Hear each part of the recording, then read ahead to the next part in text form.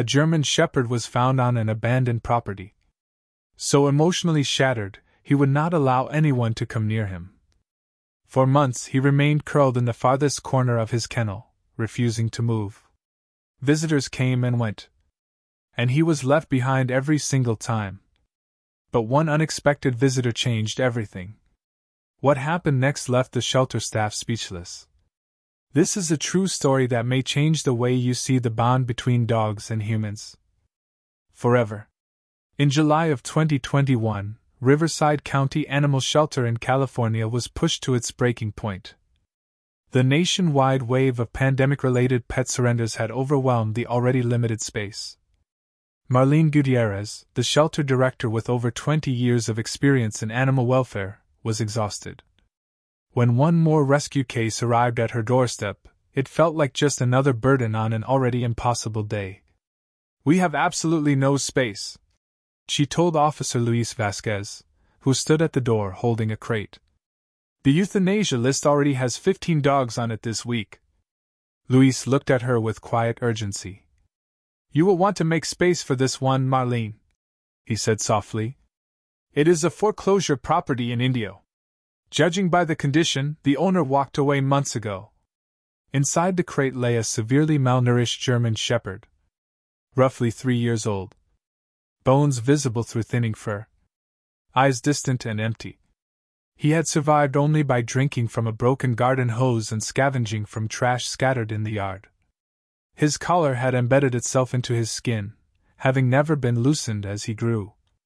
It had to be surgically removed immediately. Dr. Caitlin Chin, the lead veterinarian at the shelter, performed the emergency procedure. She carefully documented every injury and condition. A body score of 2 out of 9. Severe dehydration requiring 4 fluids. Open untreated wounds. Hookworms. Ear infections. Pressure sores. "He can be physically healed," she told Marlene gently. "But I am deeply concerned about his mental state. He is showing signs of extreme psychological trauma." The staff gave him a temporary name, Shadow.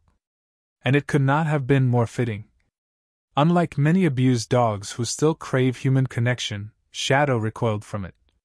Whenever someone walked near his kennel, he would flatten himself into the furthest corner. His body trembled uncontrollably.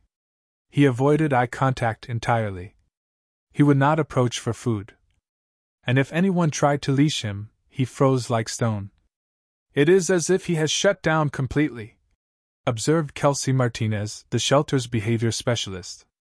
After 3 unsuccessful attempts to connect with him, she had grown deeply worried. 2 weeks passed, and Shadow remained unchanged. The only time he moved was during the middle of the night, when the shelter was silent.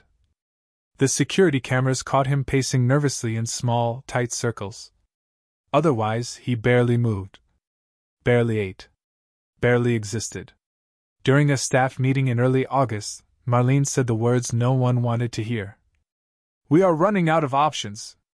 If we cannot find a specialized rescue to take him by Friday, we may have no choice." Then, on Thursday afternoon, just one day before the deadline, Kelsey decided to try one last time. She did not enter the kennel. She did not speak to him. She simply sat on the floor outside, her back resting against the wall across from his cage. And she began to read. For nearly an hour, she read from a paperback novel, her voice low and steady. She pretended not to watch him. She did not call his name. She was just there. Calm. Grounded. Human. And that was when something changed. Something gave her pause. Shadow was still tucked tightly into his corner. But now, his eyes were following her. For just a fraction of a second. Their eyes met.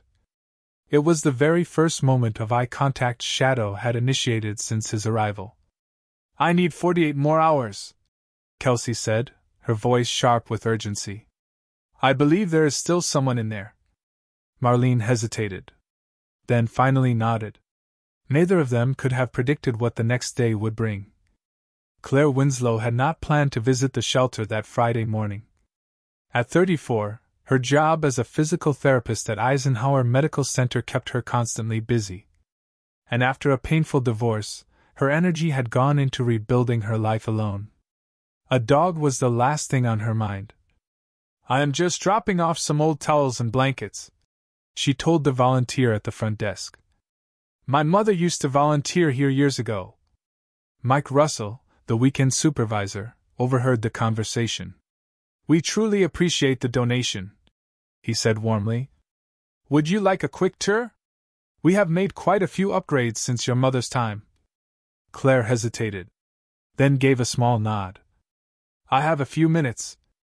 The tour led them through the newly renovated adoption area. Excited puppies bounced behind their gates. Gentle older dogs wagged their tails, eager for connection. Claire paused at each kennel, offering quiet, kind words. But none of the dogs sparked any particular feeling. "That is most of our adoption-ready group," Mike said as they reached the end of the corridor. "Beyond that point is the medical and behavioral section. Some of the dogs there are not quite ready for new homes." "Do you mind if we look anyway?" Claire asked gently. "My mother always had a soft spot for the tough cases." Mike hesitated. "All right. But please stay back from the kennel doors," he cautioned. "Some of these dogs are still dealing with fear or aggression." They entered the quieter rehabilitation wing. Mike described each case as they passed. A dog recovering from surgery. Another being treated for heartworm. 2 malnourished puppies slowly gaining weight. Then they reached Shadow's kennel. "This is our most challenging case," Mike said quietly. "German Shepherd. Around 3 years old. Found abandoned. He has been with us for nearly 3 weeks. And he still refuses to leave that corner. We are hoping a specialized rescue might take him. Someone with the resources to begin long-term rehabilitation." Claire stopped in her tracks. Something about the dark figure huddled in the back caught her attention. Shadow was pressed tightly against the wall, his amber eyes glinting faintly in the shadows. Watching them.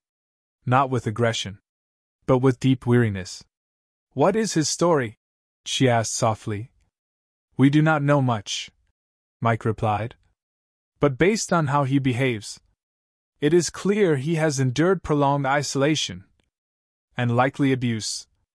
He has never shown aggression, only fear. The most worrying part is how completely shut down he is. He will not connect with anyone. At all." Claire remained still, silently observing the shepherd. Then, without asking, she slowly lowered herself to the floor across from the kennel. She sat cross-legged, her back resting against the opposite wall. Exactly where Kelsey had been the day before. "What are you doing?" Mike asked, caught off guard. "I am not sure," Claire admitted quietly. "Just giving him some space. But still being here.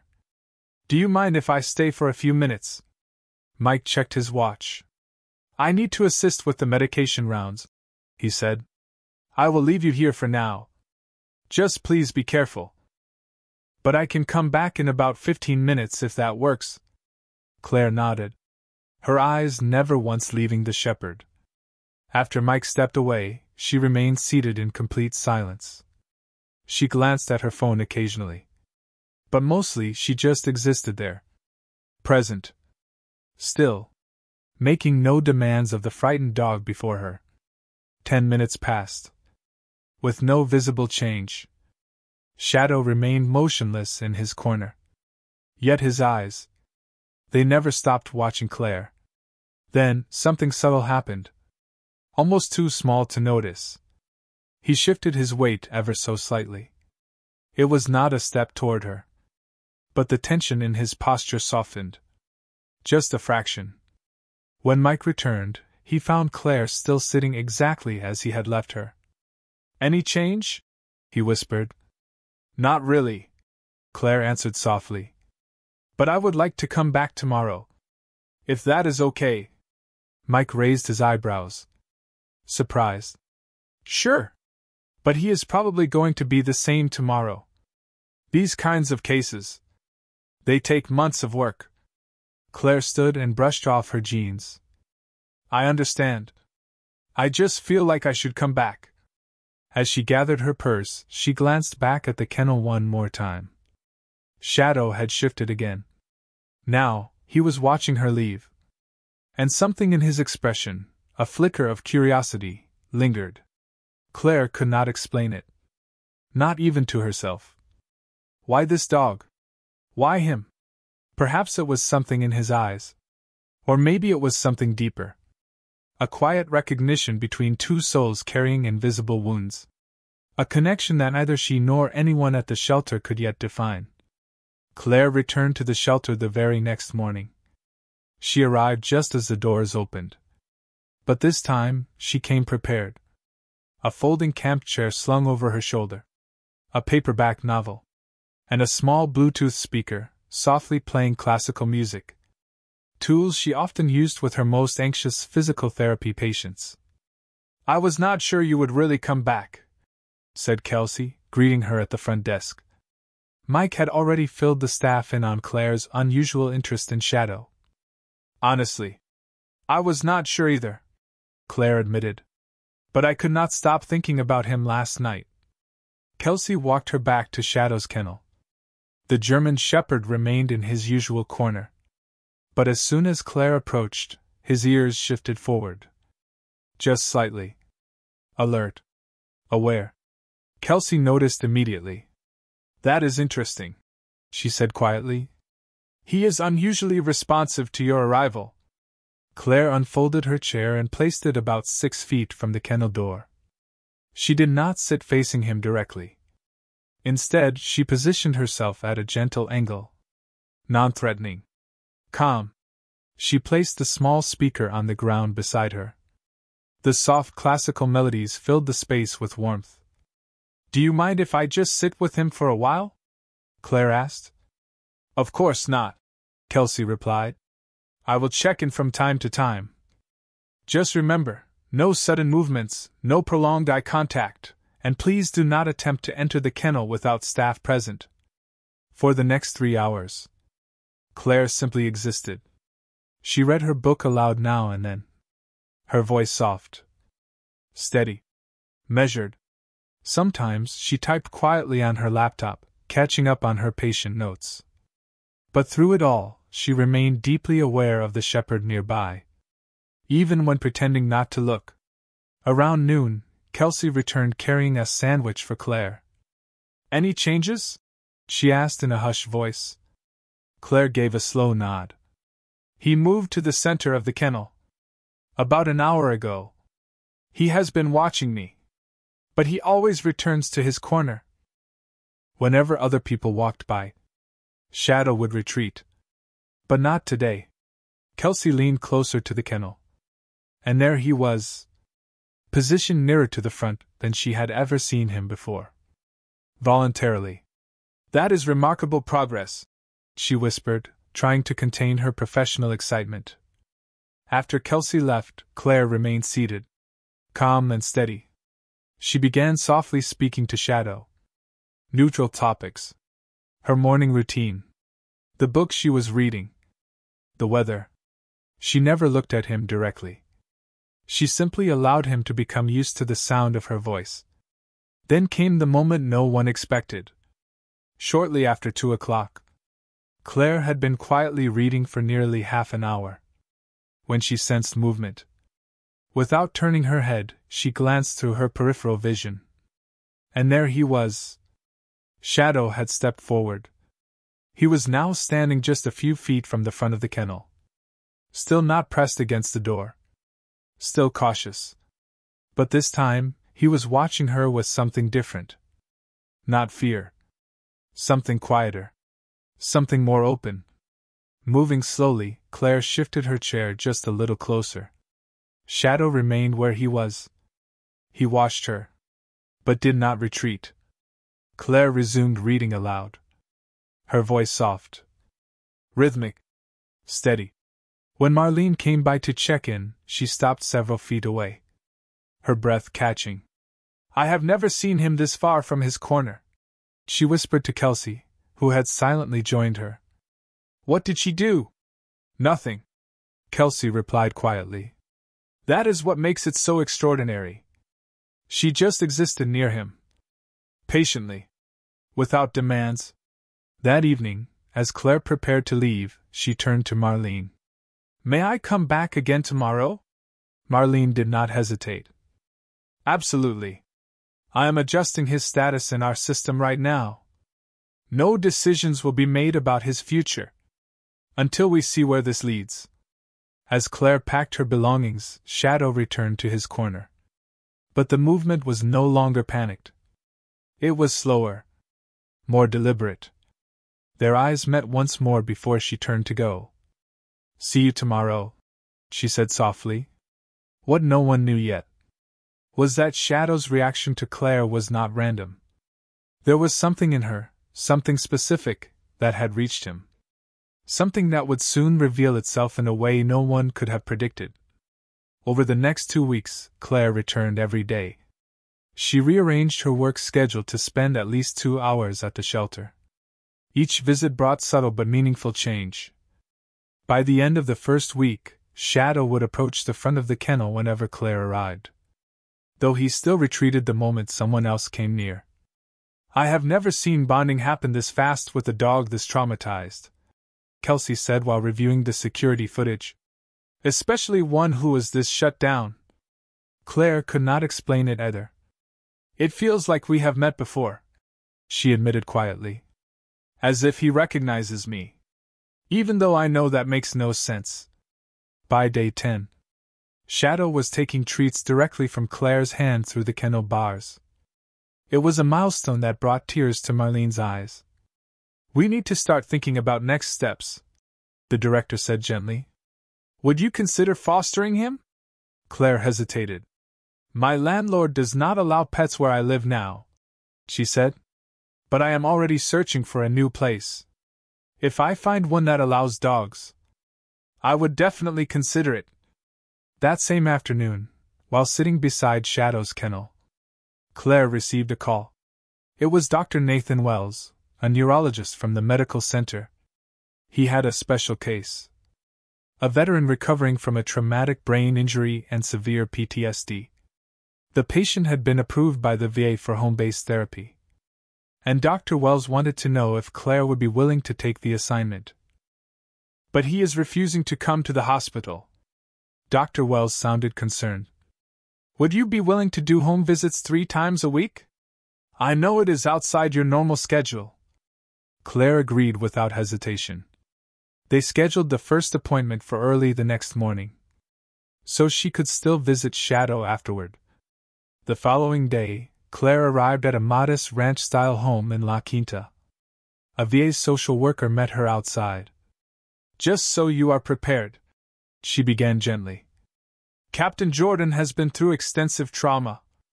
IED explosion in Afghanistan 3 years ago. Physically, he is doing well. But the PTSD and traumatic brain injury have been difficult. He has pulled away from nearly all social contact. Claire nodded, familiar with these patterns. She had seen similar cases during her time at the VA hospital in San Diego. Inside, a man in his mid-30s sat in a wheelchair by the window. He was clearly strong, muscular, and in good physical health. But his posture was tense. His expression guarded. Captain Jordan, this is Claire Winslow, the physical therapist Dr. Wells recommended, the social worker said quietly.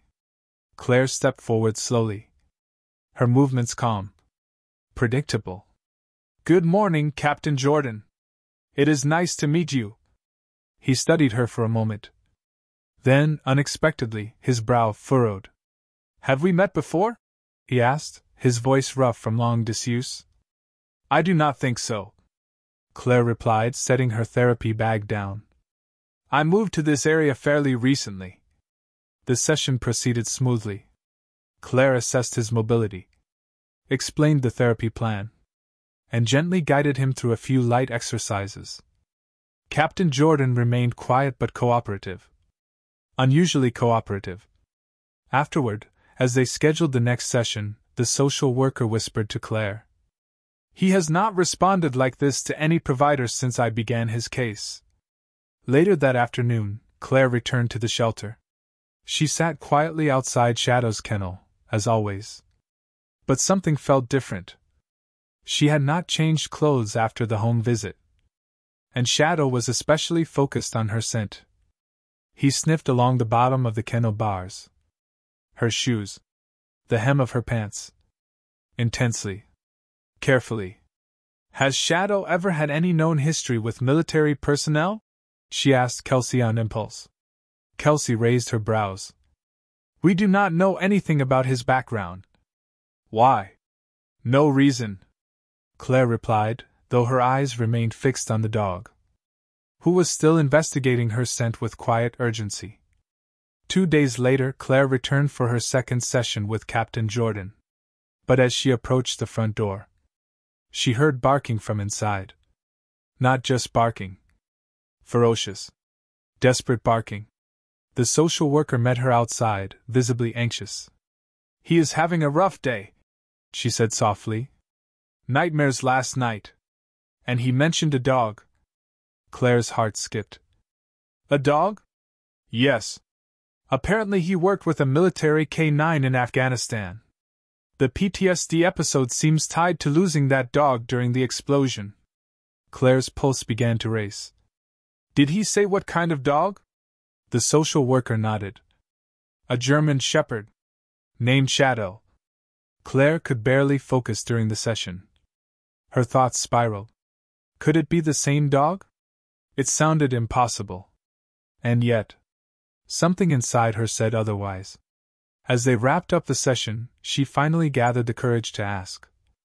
Your dog in Afghanistan, she said gently. What happened to him? Captain Ryan Jordan looked away, his jaw tightening. His voice came low. Dark. Shadow was a specialized search dog. Not officially mine. He belonged to the military, Jordan said, his voice distant. But we worked together for 2 years. After the IED, I was evacuated immediately. They told me later that Shadow had run off after the explosion. Probably disoriented. Never found. He paused, his voice tightening. I begged them to let me stay and search for him. But my injuries were too severe. They forced me out. Claire looked at him carefully. What did he look like? She asked gently. German Shepherd. Black and tan. Jordan replied without hesitation. He had a scar on his right shoulder. From an earlier mission. He narrowed his eyes at her. Why all the questions? Claire took a slow breath, steadying herself. This may sound unbelievable, but I have been spending time with a German Shepherd at the county shelter. He was found abandoned. Extremely traumatized. No one can get close to him. Except me. Jordan's expression remained skeptical. German Shepherds end up in shelters all the time. This one has a scar on his right shoulder, Claire said softly. The change in Jordan's face was immediate. Shock. Disbelief. And then, a flicker of something far more fragile. Hope. That is not possible, he whispered. Shadow was in Afghanistan 3 years ago. Military dogs sometimes get brought back and adopted out, Claire said gently. Or he may have been shipped back for medical treatment and somehow got lost in the system. It happens. Jordan's hands tightened around the arms of his wheelchair. Do you have a picture? Claire pulled out her phone. She showed him several photos she had taken of Shadow at the shelter. Jordan studied each image in silence. His breathing grew uneven. I cannot say for certain, he said finally. But the markings. They look right. There is one way to know, Claire said. Would you be willing to come to the shelter? An hour later. Everything had been arranged. Marlene had approved a private visit after closing hours. Jordan's social worker helped him into Claire's car. His wheelchair folded in the trunk. When they arrived at the shelter, Kelsey met them at the side entrance. I have moved him into the meet and greet room, she explained quietly. It is quieter there. But please understand. If he becomes too stressed, we will have to end the session immediately. Jordan nodded, his jaw tense, his hands resting still on his lap as Claire pushed his chair slowly down the corridor. Outside the room, she paused. Are you ready? She asked softly.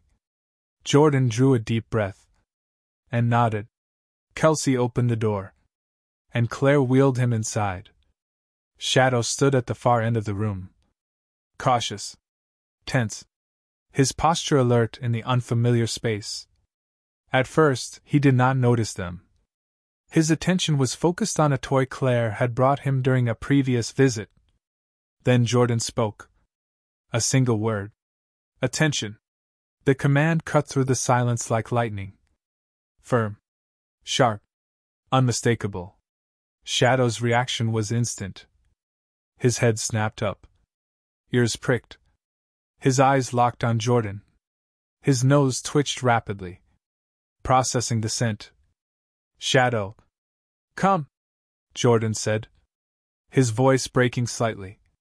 What happened next left everyone in the room breathless. The dog who had spent weeks trembling in corners. The dog who would not approach a single human. The dog who had all but vanished into his fear. Launched himself across the room. The transformation was immediate. Complete. His tail wagged furiously. His posture radiated joy. He reached Jordan in a blur of motion, nearly knocking over the wheelchair. And Jordan buried his face in the shepherd's neck. His shoulders trembled, but his arms held tight. And for the first time in years, he was no longer alone. Jordan's shoulders shook with silent sobs, as Shadow whined softly, licking his face, pressing his body against him, trying, despite his size, to climb into Jordan's lap. I think that answers the question, Kelsey whispered to Claire. Both women wiped tears from their cheeks. The mystery of how a military working dog from Afghanistan ended up abandoned in California would never be fully solved. But through Jordan's contacts at the VA, and help from the military's working dog program, they managed to piece together a partial timeline. Shadow had indeed been found after the explosion. Injured, but alive. He had been transported back to the United States for rehabilitation at Lackland Air Force Base in Texas. But he was no longer fit for duty. He, too, had suffered trauma. Symptoms of hypervigilance. Fear. Withdrawal. He was officially retired and adopted out through a private organization that placed former military dogs. From there, the trail went cold. Perhaps there were multiple homes. Maybe one overwhelmed owner. Eventually, abandonment. But what mattered now was simple. Shadow, whose official designation had been Teeth 167, and who Jordan had nicknamed Shadow, for his habit of staying close, had finally found his person again. Their reunion brought its own set of challenges. Jordan still lived alone in a small single-story home, struggling daily with injuries and PTSD. And Shadow, while instantly responsive to Jordan, remained deeply wary of others. Two wounded warriors, each carrying invisible scars, each needing help. Claire became the bridge between them. Her therapy sessions with Jordan continued. Only now, Shadow was part of the team. The dog who once shrank from human contact now seemed to sense when Jordan was struggling. He nudged Jordan's arm gently during physical therapy, offering encouragement, support, presence. He is doing the same job he was trained for, Claire said after a particularly successful session. Military dogs are taught to guide, to support, and sometimes physically assist their handlers. He has remembered his purpose. Within a month, Jordan's progress was astonishing. He stood longer, walked farther, eventually using only a cane to move through his home. And Shadow changed too. His body grew stronger. His coat regained its shine. His ribs no longer visible beneath the fur. His fear of strangers eased, though he remained fiercely protective of Jordan. Kelsey visited often to help with continued training, especially to manage Shadow's protective instincts. His behavior makes perfect sense now, she explained. Military working dogs form bonds deeper than most people understand. To be separated from his handler, and after a traumatic event like that, would have been psychologically devastating. The shelter officially transferred ownership to Jordan through the Pets for Vets program. Waiving all fees, the local newspaper ran a front-page story about their reunion. The response from the community was overwhelming. A contractor offered to build a secure fence around Jordan's yard.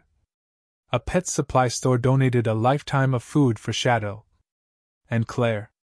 She began spending more time at Jordan's home.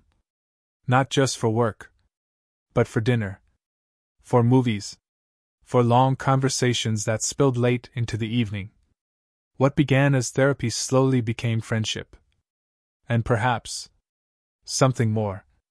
Jordan began to share pieces of his story. The man he had been before the injuries. The hopes he had buried. The fight to find meaning again. And in those quiet, steady days, among shared meals, laughter, and the comforting presence of a once-lost dog, they all began to heal. Together. Shadow recognized something in you, Jordan said one evening. They sat quietly on his back patio, watching the German Shepherd patrol the newly fenced yard. From the very first day at the shelter, he knew you were someone he could trust. Claire smiled. I think maybe we recognized something in each other. Pieces that needed healing. 6 months after Shadow and Jordan's reunion, Claire arrived for what was officially her final physical therapy session. Jordan had progressed beyond every expectation. He now walked moderate distances with no assistance.